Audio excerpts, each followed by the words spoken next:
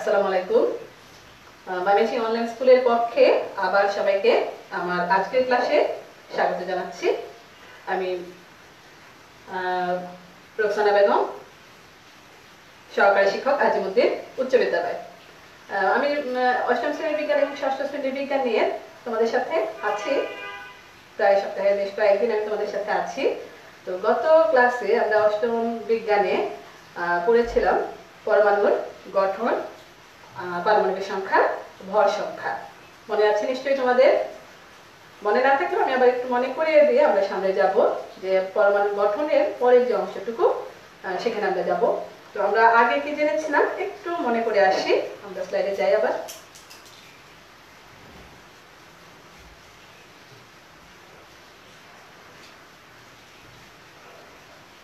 আমি আগের ওই স্লাইডগুলো একটু দেখে মনে করিয়ে দিতে চাইছি, পরে আমরা পাঠে যাব। আমরা পড়েছিলাম যে ইলেকট্রনের পরমাণুর গঠন। পরমাণুতে তিনটি কণিকা পাওয়া যায়, পেয়েছিলাম আমরা প্রোটন, নিউট্রন এবং ইলেকট্রন। প্রোটন ধনাত্মক আধান বিশিষ্ট হয় এবং ইলেকট্রন হয় ঋণাত্মক আধান বিশিষ্ট। আর থাকে আমাদের নিউট্রন। নিউট্রনের কোনো আধান নেই, অর্থাৎ আধান নিরপেক্ষ। তো এটাই আমরা গত ক্লাসে পড়েছিলাম। আমরা আরেকবার একটু মনে করি। পরমাণু ইলেকট্রন, প্রোটন এবং নিউট্রনের সমন্বয়ে গঠিত। প্রোটন ধনাত্মক আধান যুক্ত, নিউট্রন আধান নিরপেক্ষ,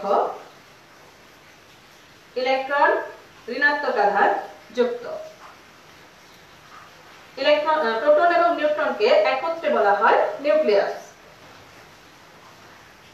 এবং আমরা এটাও জেনে এসেছিলাম যে পরমাণুতে ইলেকট্রনগুলো কিভাবে ঘোরে বা কিভাবে থাকে। সর্বশেষ যেটি আমরা বোরের ইলেকট্রনের মতবাদ থেকে, ধারণা থেকে পেয়েছিলাম, সর্বশেষ যে তথ্যটি আমরা পেয়েছিলাম যে ইলেকট্রনগুলো সৌরজগতে সূর্যের চারপাশে পৃথিবী বা অন্যান্য গ্রহগুলো যেভাবে ঘুরছে, ইলেকট্রনগুলো ঠিক সেভাবে ঘুরছে। তো এই ধারণাটুকু আমরা ওই দিন নিয়ে এসেছিলাম যে এখানে কিছু কক্ষপথ থাকে।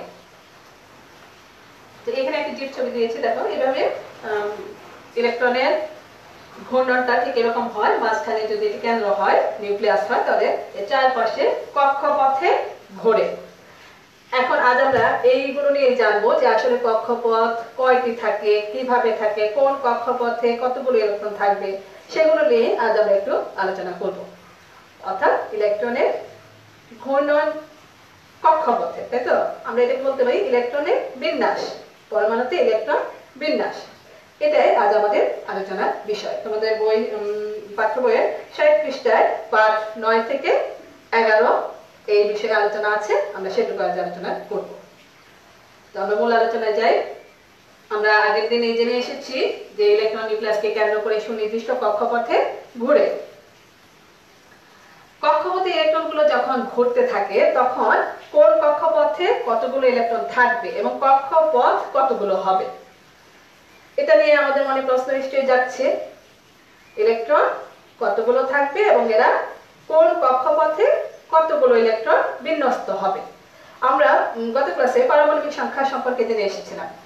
মনে আছে নিশ্চয়ই তোমাদের? পারমাণবিক সংখ্যা মানে প্রোটন সংখ্যা এবং ইলেকট্রন সংখ্যা, দুটোকেই নির্দেশ করে। একটা মৌলের পরমাণুর যদি পারমাণবিক সংখ্যা দেওয়া থাকে 8, তাহলে তার প্রোটন সংখ্যা 8, ইলেকট্রন সংখ্যা 8। এই ধারণা আমরা পেয়ে এসেছি আগে। আর আমি তোমাদেরকে 61 পৃষ্ঠার যে চার্টটা ছিল মৌলের, সেটি বলেছিলাম দেখার জন্য, কারণ এই চার্টটি থেকে আমরা অনেকগুলো মৌলের পারমাণবিক সংখ্যা সম্পর্কে ধারণা পাই। তো পারমাণবিক সংখ্যা যদি দেওয়া থাকে, আমরা বলতে পারবো ওই মৌলের ইলেকট্রন কতগুলো, প্রোটন কতগুলো। তো এখন দেখার বিষয় যে আমাদের কক্ষপথ কতগুলো থাকবে এবং কোন কক্ষপথে কতগুলো ইলেকট্রন বিন্যস্ত হবে। এর জন্য একটি সূত্র এরা ফলো করে, একটি সূত্র ব্যবহার করে আমরা এটা বের করতে পারি। তো সূত্রটিও তোমাদের বইয়ে দেওয়া আছে, যে পরমাণুতে ইলেকট্রন বিন্যাসের সূত্র আমি এখানে দিয়েছি। কক্ষপথে ইলেকট্রনগুলো একটি সূত্র অনুযায়ী বিন্যস্ত থাকে। দেখি আমরা সূত্রটি কি। সূত্রটি হলো 2n স্কয়ার। আবার বলছি আমি 2n স্কয়ার। তো এখানে n কি, nটা তো আগে জানতে হবে যে n তো এখানে একটি প্রতীক দেওয়া আছে। n বলতে আমরা কি বুঝছি? এখানে n হচ্ছে 1 2 3 কক্ষপথের ক্রমিক নম্বর। আমাদের যদি 1 নম্বর ক্রমিক নম্বর হয়, 1 নম্বর কক্ষপথ হয়, তাহলে আমরা 1 স্কয়ার ব্যবহার করব, n এর বদলে 1 নেব। আমাদের যদি কক্ষপথ দুটো লাগে, 2 নম্বর কক্ষপথও আমাদের ব্যবহার করতে হয়, তখন আমরা এই n এর জায়গায় 2 নেব। আমাদের যদি 3টি কক্ষপথ থাকে, অর্থাৎ আমরা 3 নম্বর কক্ষপথ এখানে লাগতে পারে, তখন আমরা n এর বদলে 3 নিব। এইভাবে আমরা এই সূত্র ব্যবহার করে ইলেকট্রন বিন্যাস করতে পারি। তো দেখি আমরা একটু, এখানে 1 নং কক্ষপথে ইলেকট্রন সংখ্যা হবে। আমরা আগে ইলেকট্রন কিভাবে কোন কক্ষপথে কতগুলো থাকে এই সূত্র ব্যবহার করে জেনে নেই, তারপর আমরা বিভিন্ন মৌলের ক্ষেত্রে কিভাবে বিন্যস্ত হবে সেটা জানবো। তো আমরা আগে জানবো যে 1 নং কক্ষপথে কয়টি ইলেকট্রন থাকবে। আমাদের সূত্র হলো 2n²। আমরা যদি এই 1 এর বদলে n এর বদলে 1 বসিয়ে দেই, দেখো আমাদের সূত্র হচ্ছে 2n²। 2 n এর বদলে আমরা 1 দিলাম, 1 এর উপরে স্কয়ার দিলাম, এবং এটা ক্যালকুলেশন করলে পাওয়া যায় 2। স্ক্রিনটা স্পষ্ট আছে কি, দেখা যাচ্ছে? ঠিক আছে। তো আমার কক্ষপথ যদি হয় 2 নং কক্ষপথে ইলেকট্রন সংখ্যা হবে 2n²। আমার সূত্র তো ওইটাই আছে, এবং n এর বদলে আমরা 2 বসিয়ে দিলাম, 2²। এটা ক্যালকুলেশন করলে পাওয়া যায় 8। অর্থাৎ 1 নম্বর কক্ষপথে ইলেকট্রন থাকবে 2টি, 2 নম্বর কক্ষপথে ইলেকট্রন থাকবে 8টি। এখন আমরা যে 3 নম্বর কক্ষপথ যদি হয়, 3 নম্বর কক্ষপথে আমরা 3² যখন বসিয়ে দেব n এর বদলে, এখানে খেয়াল করো, তাহলে আমরা পাই 18। ক্যালকুলেশন করলে পাওয়া যায় 18/18। অর্থাৎ আমাদের 3 নম্বর কক্ষপথে 18টি ইলেকট্রন থাকতে পারে। এখন এই যে হিসাবটা আমরা দিলাম, এটি হলো একটি কক্ষপথে সর্বোচ্চ কতগুলো ইলেকট্রন থাকতে পারে। তো এখন আমরা কিভাবে বিন্যস্ত করব সেটাতে যাই। তো আশা করি এই সূত্র ব্যবহার করে তোমরা কোন কক্ষপথে কতগুলো থাকবে সেটা বের করতে পারবে। খুব সহজ একটা সূত্র, হ্যাঁ, 2n²।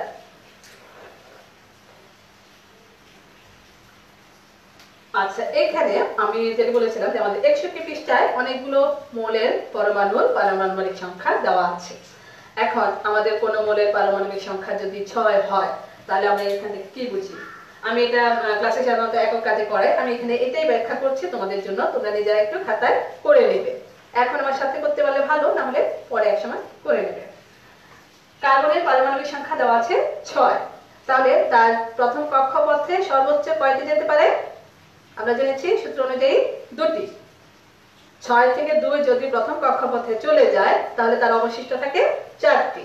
তাহলে তার দ্বিতীয় কক্ষপথে সর্বোচ্চ, মানে এখানে যা আছে তার পারমাণবিক সংখ্যা যত, তার ভেতর থেকে ওই 4টি ইলেকট্রনই দ্বিতীয় কক্ষপথে যাবে। যেহেতু 4 এর বেশি নেই, সর্বোচ্চ 8টি থাকতে পারে, তার আছেই মাত্র আর 4টি, তাহলে দ্বিতীয় কক্ষপথে যাবে 4টি। তো আমি পরে একটা চিত্র দিয়ে আরো ব্যাখ্যা দেব। এখানে শুধু একটু আমরা দেখি যে আমরা এই প্রথম কক্ষপথে কয়টি, দ্বিতীয় কক্ষপথে কয়টি, এটা একটু বের করতে পারি কিনা।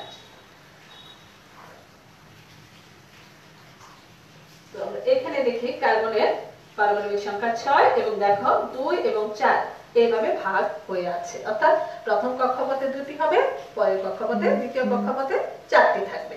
এই যে আমরা ভাগ করলাম 2 এবং 4, 6টি ইলেকট্রনকে। এটাই হচ্ছে ইলেকট্রন বিন্যাস, কোন কক্ষপথে থাকবে। আমরা এরপরে চিত্র দেখব, কিভাবে কক্ষপথে আমরা এই চিত্রগুলো আঁকবো সেটাও দেখব আমরা। তো এরপরে অক্সিজেনের পারমাণবিক সংখ্যা দেওয়া আছে 8, আমরা জানি 8।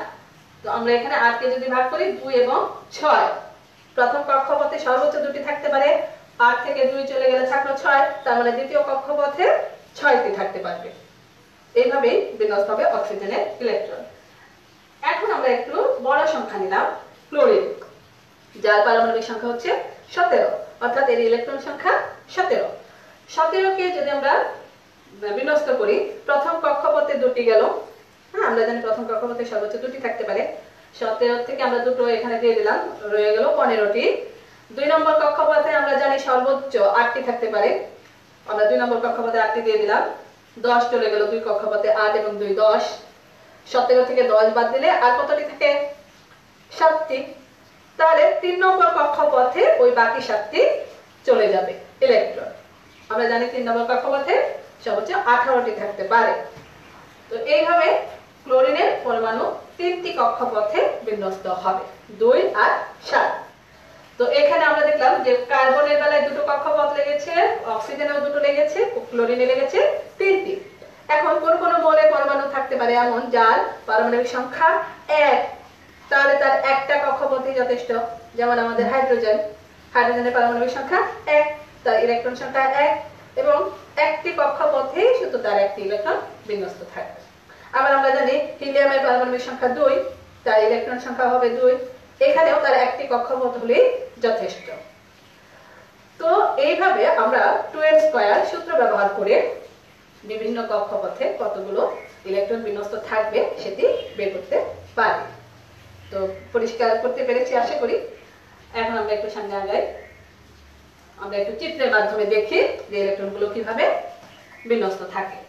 এখানে আমি সোডিয়ামের ইলেকট্রন নিয়েছি, সোডিয়ামের পারমাণবিক সংখ্যা 11, অর্থাৎ এর ইলেকট্রন হচ্ছে 11। ইলেকট্রন বিন্যাস, আগে আমরা বিন্যাসটা বের করে নিলাম। 11, প্রথম কক্ষপথে 2টি, দ্বিতীয় কক্ষপথে 8টি, 10টি চলে গেল, তৃতীয় কক্ষপথে থাকবে 1টি, তাহলে 2 আর 1। এই হচ্ছে সোডিয়ামের ইলেকট্রন বিন্যাস। এখন আমরা একটু চিত্র দেখি। এখানে ধরো এটা আমার সোডিয়াম পরমাণুর একটা কেন্দ্র তৈরি করলাম, আমরা এটা ধরে নিলাম এটা কেন্দ্র সোডিয়ামের। আমরা যদি প্রথম কক্ষপথ নেই, হ্যাঁ আমাদের কয়টা কক্ষপথ লাগবে? 3টি। আমরা যেহেতু ইলেকট্রন বিন্যাস করে পেয়েছি যে 3টি কক্ষপথ লাগবে সোডিয়ামের, আমরা 3টি কক্ষপথ এঁকে নিলাম। তোমরা খাতায় কাটা কম্পাসের মাধ্যমে চিত্রগুলো এঁকে নেবে। তো প্রথম কক্ষপথে আমাদের লাগবে 2টো ইলেকট্রন, প্রথম কক্ষপথে থাকবে 2টো ইলেকট্রন। আমরা 2টো ইলেকট্রন বসিয়ে দিলাম, আমি এখানে ভিন্ন কালার দিয়ে দেখিয়েছি, এখানে গোলাপি কালার দিলাম মানে যাতে স্পষ্ট হয়। এই 2টো ইলেকট্রন এভাবে বসে যাবে। 2 নম্বর কক্ষপথে থাকবে 8টি, তাহলে আমাদের এই যে 2 নম্বর কক্ষপথ, এখানে 8টি ইলেকট্রন বসবে। এখানে একটু বিন্যাসগুলো খেয়াল করো, আমি এভাবে মানে ছড়িয়ে দিয়েছি। ইলেকট্রনগুলো সাধারণত দেখা যায় এখানে 2টো, এখানে 2টো, এখানে 2টো, এখানে 2টো, এভাবেও থাকে। হ্যাঁ, আমরা যখন চিত্র আঁকবো আমরা যে 2টো ভাবে দিতে পারবো, এভাবে দিতে পারবো, অথবা এখানে 2টো, এখানে 2টো, এখানে 2টো, এখানে 2টো, 4টা ভাগে 2টো 2টো দেখে দিতে পারবো।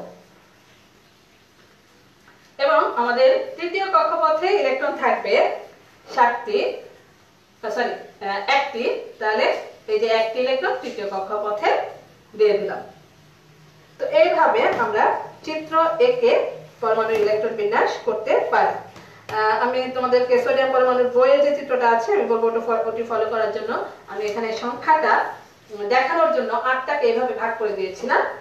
তোমরা 2টো 2টো 2টো 2টো 2 নম্বর কক্ষপথে এইভাবে 8টা ইলেকট্রন সাজাবে, ঠিক বইয়ের চিত্রের মতো।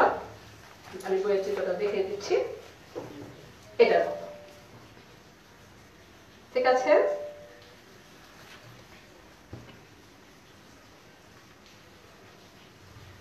তো এখন নিশ্চয়ই আমরা চিত্র সহ ইলেকট্রন বিন্যাস করতে পারবো, ইলেকট্রন বিন্যাসও করতে পারবো, চিত্র এঁকে দেখাতে পারবো। এখানে একটু বলে রাখি, আমরা যখন খাতায় চিত্রগুলো আঁকবো অবশ্যই পেন্সিল ব্যবহার করব। আমরা পরীক্ষার খাতায় যখন এই যে চিত্র আঁকি না কেন অবশ্যই পেন্সিল ব্যবহার করব। আমি ক্লাসের জন্য যেভাবে দলের কাজের জন্য রেডি করি আর কি, অক্সিজেনের, নাইট্রোজেনের এবং ম্যাগনেসিয়ামের পারমাণবিক সংখ্যা ভাগ করতে দেই ছাত্রদেরকে এবং চিত্র আঁকতে দেই। এখানে যেহেতু তোমাদেরকে সরাসরি কাজ করানোর সুযোগ নেই, আমি এটা তোমাদের জন্য বাড়ির কাজের জন্য রেখে দেবো যে তোমরা বাসায় এটা করবে। হ্যাঁ, একটু দেখে নিতে পারো অক্সিজেন, নাইট্রোজেন, ম্যাগনেসিয়াম, এটা ইলেকট্রন বিন্যাস চিত্র সহ তোমরা বাসায় করবে। আমি এখানে শুধু উত্তরটা মিলিয়ে দিয়েছি, তোমাদের দেখার সুবিধার্থে একটু উত্তরটা মিলিয়ে নাও। অক্সিজেন পারমাণবিক সংখ্যা 8, তাহলে কক্ষপথ লাগবে 2টি, 2 এবং 6, প্রথম কক্ষপথে 2টি, দ্বিতীয় কক্ষপথে 6টি। আবার নাইট্রোজেন পারমাণবিক সংখ্যা 7, প্রথম কক্ষপথে 2টি, দ্বিতীয় কক্ষপথে 5টি। ম্যাগনেসিয়াম পারমাণবিক সংখ্যা 12, প্রথম কক্ষপথে 2টি, দ্বিতীয় কক্ষপথে 8টি এবং তৃতীয় কক্ষপথে আরো বাকি থাকে যে 2টি, সে 2টি থাকবে। তো এইভাবে আমরা ইলেকট্রন বিন্যাসের চিত্র অঙ্কন করতে পারবো।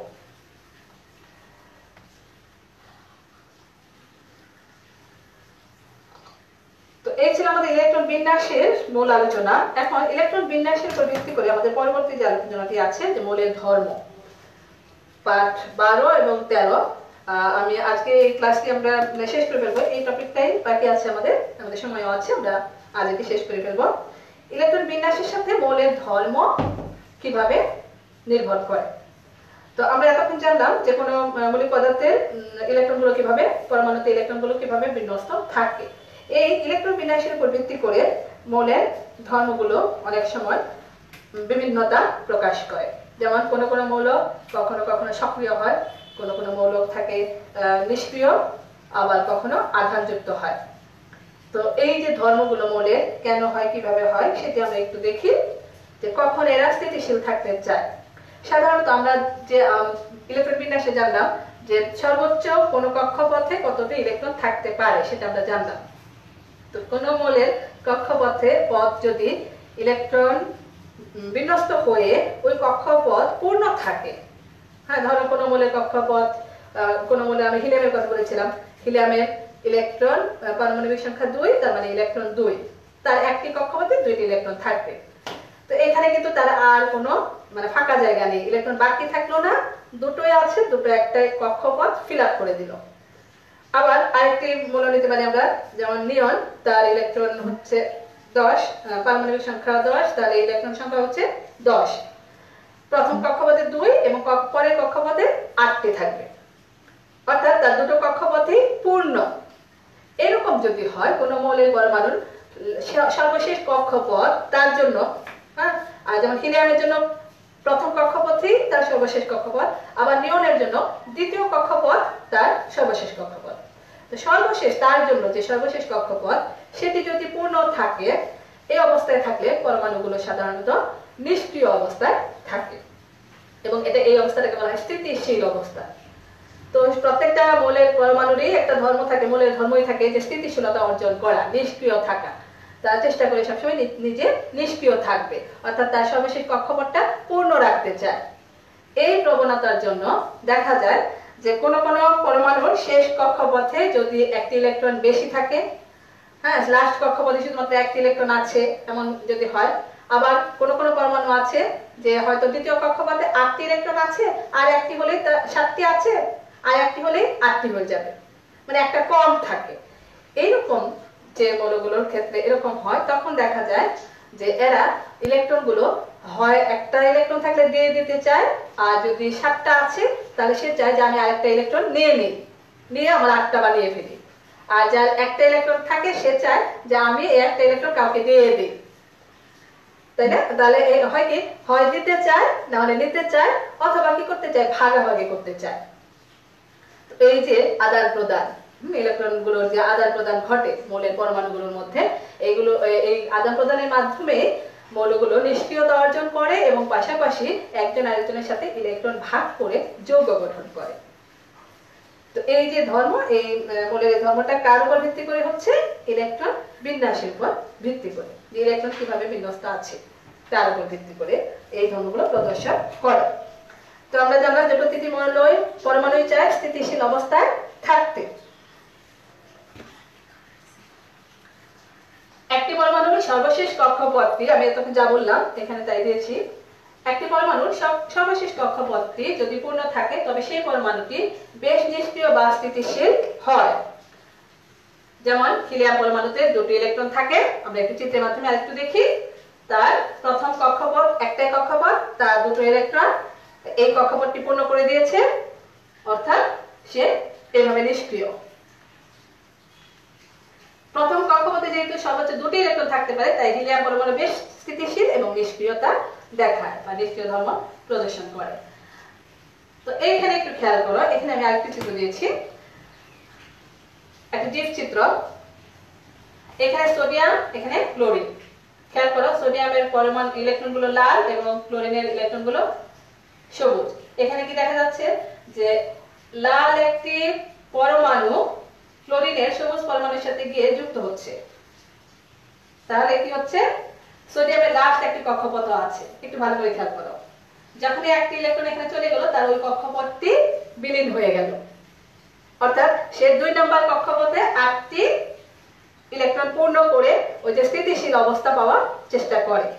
একটি ইলেকট্রন বাড়তি ছিল সোডিয়ামের ইলেকট্রন বিন্যাসে আমরা জেনে এসেছি 11 অর্থাৎ 2 8 1। ওই একটি বাড়তি ইলেকট্রন সে করে কি ক্লোরিনের আবার 2 8 7 দেখে এসেছি আমরা।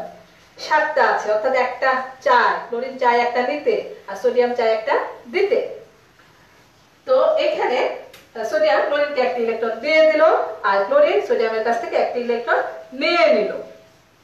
নিয়ে তারা দুজনের সর্বশেষ কক্ষপথকে পূর্ণ করে ফেলল। এইভাবে যৌগ গঠন করে ফেলল। অর্থাৎ আমরা এখানে যদি দুটোকে একসাথে করি কি হবে? Sodium chloride. এখন এটি কিভাবে হচ্ছে? এদের এই যে ইলেকট্রন আদান এবং প্রদান, আদান প্রদানের ফলে এদের মধ্যে একটা আকর্ষণ বল কাজ করে। হ্যাঁ, এরা আয়নে পরিণত হয়। একটু খেয়াল করো, এখানে সোডিয়াম যখন এই ইলেকট্রনটা দিয়ে দিল এখানে একটা প্লাস চিহ্ন আসছে, আর ক্লোরিন যখন এই ইলেকট্রনটা নিল তখন এই ক্লোরিনের পাশে একটা মাইনাস চিহ্ন আসছে। এটি কখন হয়? যখনই কোনো পরমাণু ইলেকট্রন ত্যাগ করে বা দান করে তখন সে ধনাত্মক আয়নে পরিণত হয়। অর্থাৎ সোডিয়াম কিন্তু দিচ্ছে, দান করছে, তো সে ইলেকট্রন দেওয়ার ফলে সে পজিটিভ আয়নে পরিণত হলো, অর্থাৎ ধনাত্মক আয়নে পরিণত হয়, যেটাকে আবার আমরা বলি ক্যাটায়ন। ধনাত্মক আয়ন বা ক্যাটায়নে পরিণত হয়। আবার ক্লোরিন একটি পরমাণু নিচ্ছে, যে নেয় সে ঋণাত্মক আয়নে পরিণত হয়। অর্থাৎ এখানে ক্লোরিন ঋণাত্মক আয়নে পরিণত হলো অথবা অ্যানায়ন, যেটাকে আমরা বলি অ্যানায়নে পরিণত হয়। তো এই ক্যাটায়ন কি বা অ্যানায়ন কি এটা নিয়ে অনেক সময় প্রশ্ন হয়, তোমরা নিশ্চয়ই বলতে পারবে। ইলেকট্রন গ্রহণ বা বর্জনের জন্য যখন ইলেকট্রন গ্রহণ করে কোনো পরমাণু তখন সেটি ক্যাটায়নে পরিণত হয়, আর যখন বর্জন করে তখন অ্যানায়নে পরিণত হয় বা ঋণাত্মক আয়নে পরিণত হয়। এবং এদের মধ্যে একটা আকর্ষণ বল কাজ করে, তখন এরা একে অপরের সাথে যুক্ত হয়ে নতুন যৌগ গঠন করে। এবং যেটি আমরা পাই সোডিয়াম ক্লোরাইড। আমরা যে খাবার লবণ খাই, হ্যাঁ, এই খাবার লবণের সংকেত আমরা কি জানি? Sodium chloride. এইভাবেই সোডিয়াম একটি ইলেকট্রন দিয়ে ক্লোরিন একটি ইলেকট্রন নিয়ে যৌগ গঠন করে এবং এর একসাথে একটি নতুন যৌগ গঠন করে, সোডিয়াম ক্লোরাইড যৌগ গঠন করে। তো এখান থেকে আমরা তাহলে দুটো জিনিস পাচ্ছি, যে স্থিতিশীলতা অর্জন করতে চাইছে, স্থিতিশীল হয়ে যেতে চাইছে এবং ইলেকট্রন দিয়ে দিতে চায় এবং নিয়ে নিতে চায়, অ্যানায়ন এবং ক্যাটায়নে পরিণত হয়। অবশেষে সর্বশেষ তাদের মধ্যে একটা আকর্ষণ বল কাজ করে, তারা একত্রে যুক্ত হয়ে যৌগ গঠন করে। এখন পজিটিভ এবং নেগেটিভ যে বিষয়টি, এটি আমি আরেকটু ব্যাখ্যা দিই যে ক্যাটায়ন বা অ্যানায়ন কিভাবে হচ্ছে। একটু খেয়াল করো, আমরা জানি কোন মৌলের প্রোটন সংখ্যা এবং ইলেকট্রন সংখ্যা সমান। অর্থাৎ এখানে সোডিয়ামের প্রোটন 11টি, ইলেকট্রনও 11টি। তো ইলেকট্রন নেগেটিভ আর প্রোটন হচ্ছে পজিটিভ। এখানে যখন সোডিয়াম একটি ইলেকট্রন দিয়ে দিল তার নেগেটিভ একটি পয়েন্ট কমে গেল। খেয়াল করো, তার প্রোটন বেড়ে গেল, প্লাস বেড়ে গেল, মাইনাস কমে গেল, না মাইনাস সে ক্লোরিনকে দিয়ে দিল, ইলেকট্রন দিয়ে দিল।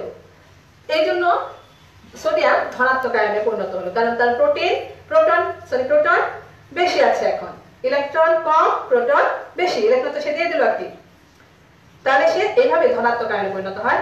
আবার ক্লোরিন যেহেতু একটি ইলেকট্রন নিল তার একটি মাইনাস বেড়ে গেল, ইলেকট্রন যেহেতু মাইনাস, সে ঋণাত্মক আয়নে পরিণত হলো। তো এইভাবে কোন মৌলের পরমাণু ক্যাটায়ন বা অ্যানায়নে পরিণত হচ্ছে এবং যৌগ বন্ধন গঠন করছে, বন্ধনের মাধ্যমে যৌগ গঠন করে। তো আমি জানি না কতটুকু পরিষ্কার করতে পারলাম, আশা করি বুঝতে পেরেছো। আরেকটু সামনে আগে আমরা যৌগ গঠনের বিষয়টা আমি এখানে আবার লিখে দিয়েছি। যেসব পরমাণু সর্বশেষ কক্ষপথে একটি ইলেকট্রন কম বা বেশি থাকে সেগুলো ইলেকট্রন গ্রহণ বা বর্জন করে স্থিতিশীলতা অর্জন করতে চায়। এখানে সোডিয়াম পরমাণু ইলেকট্রন বর্জন করে ধনাত্মক আয়নে পরিণত হয়েছে এবং ক্লোরিন ইলেকট্রন গ্রহণ করে ঋণাত্মক আয়নে পরিণত হয়েছে। মূল কথা আমাদের এটা সার কথা। এখানেও সোডিয়াম ক্লোরাইডের একটা বন্ধন আমি দেখাচ্ছি জিফের মাধ্যমে। ইলেকট্রন গ্রহণ বা বর্জনের মাধ্যমে ঋণাত্মক এবং ধনাত্মক আয়নের মধ্যে একটি আকর্ষণ বল কাজ করে এবং দুটি ভিন্ন মৌলের পরমাণু থেকে যৌগ তৈরি হয়, যেটা আমরা আলোচনা করলাম। সেটি আবার একটা ছবি দিয়ে দেখিয়ে দিলাম।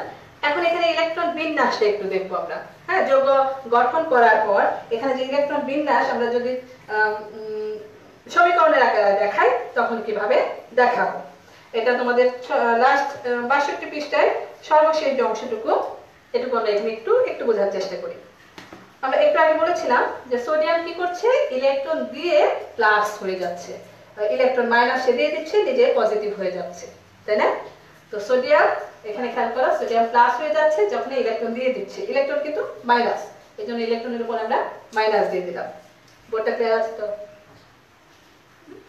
আচ্ছা, এরপর ক্লোরিন কি করছে, ক্লোরিন এই মাইনাস ইলেকট্রনকে নিয়ে নিল, সোডিয়াম যে ইলেকট্রনটি দিল, হ্যাঁ, ক্লোরিন এই ইলেকট্রন মাইনাস ইলেকট্রনটিকে নিয়ে নিল, নিয়ে ক্লোরিন নিচে হয়ে গেল মাইনাস, যেটা আমরা আলোচনা করেছি একটু আগে।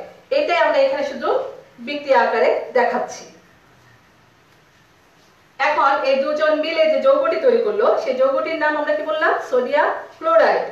সোডিয়াম এবং ক্লোরিন মিলে তৈরি করলো sodium chloride, sodium plus chlorine মিলে তৈরি করলো সোডিয়াম ক্লোরাইড। এখানে পজিটিভ এবং নেগেটিভ ওই যে আয়ন যুক্ত করলে আয়নে পরিণত হয়ে তারা যৌগ গঠন করলো।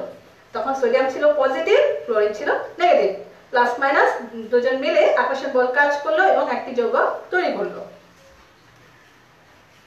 তো এইভাবে আমরা কোন মৌলের ইলেকট্রন বিন্যাসকে চিত্র আকারে বা বিক্রিয়া আকারে দেখাতে পারি। এটার উপরে তোমাদের অনেক প্রশ্ন আসে, সৃজনশীল প্রশ্নের, এবং এই জায়গাটা অনেকের কাছে একটু জটিল লাগে। তো এইখানে ইলেকট্রন বিন্যাসটা আশা করি এখন তোমরা নিজেরাও বুঝে লিখতে পারবে। যেহেতু আমাদের ক্লাসের সময় আসলে কম, আমি বেশি আলোচনা করে এখানে কাজ নেওয়ার সুযোগ নেই, তো তোমাদের জন্য এই জন্য বাড়ির কাজ কিছু দিয়ে দেবো, নিজেরা একটু বাড়িতে চেষ্টা করবে, ফলো করে এটা আমার যে আলোচনাটা ছিল ফলো করে চেষ্টা করবে। তো মূল্যায়নের সামান্য একটু অংশ রেখেছি আমি, সংক্ষিপ্ত মূল্যায়ন। ফ্লোরিনের ইলেকট্রন বিন্যাস কোনটি? তাহলে আমাদেরকে কি করতে হবে, ফ্লোরিনের পারমাণবিক সংখ্যা জানতে হবে। আমি গত ক্লাসে বলেছিলাম যে আমাদের যে 61 পৃষ্ঠায় 1 থেকে 18 পর্যন্ত পারমাণবিক সংখ্যা বিশিষ্ট যে পরমাণুগুলো এখানে দেওয়া আছে, মৌলগুলো দেওয়া আছে, আমরা একটু এইগুলো মনে রাখার চেষ্টা করব, মুখস্থ করার চেষ্টা করব। এবং এটা যদি আমার কাছে পরিষ্কার থাকে তখন আমরা এদের ইলেকট্রন বিন্যাসটা খুব সহজেই করতে পারবো। এবং এই চার্টটি ফিল আপ করা তোমাদের জন্য আমার আগামী দিনে বাড়ির কাজ থাকবে অবশ্যই, ঠিক আছে? তো ফ্লোরিনের ইলেকট্রন বিন্যাস কোনটি জানতে হলে তোমাকে আগে কি জানতে হবে, পারমাণবিক বিন্যাস, পারমাণবিক সংখ্যা, সরি। তো ফ্লোরিনের পারমাণবিক সংখ্যা 9, তাহলে তার ইলেকট্রন বিন্যাস কি হবে, 2 এবং 7। আমরা পরের প্রশ্নে যাই। মৌলিক পদার্থের ধর্ম মূলত কিসের উপর নির্ভর করে? আমরা জেনে এসেছি ইলেকট্রন বিন্যাসের উপর, অর্থাৎ আমাদের উত্তর হবে ইলেকট্রন বিন্যাস।